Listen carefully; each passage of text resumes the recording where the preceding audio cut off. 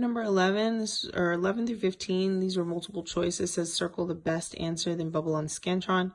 Mr. Stark writes the scores on Steve's homework as fractions, where the numerator is the number Steve got correct, and the denominator is the total number of questions on the homework.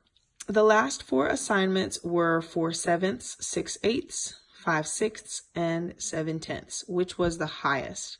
When it asks which was the highest, it's really asking you which is the largest fraction. So there were a couple different ways or strategies that you could use to figure this one out. The first being turn these fractions into decimals. You could convert them using long division.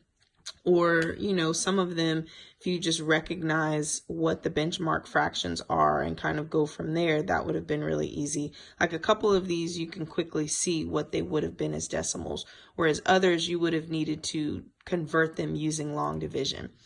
So 4/7 was A, B was 6/8, C was 5/6, and D was 7/10.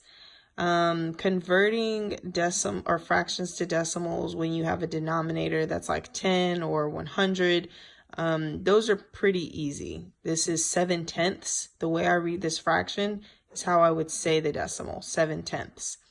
This one I can easily simplify by 2, and that gets me to 3/4. That's a benchmark fraction. I know that is 75/100.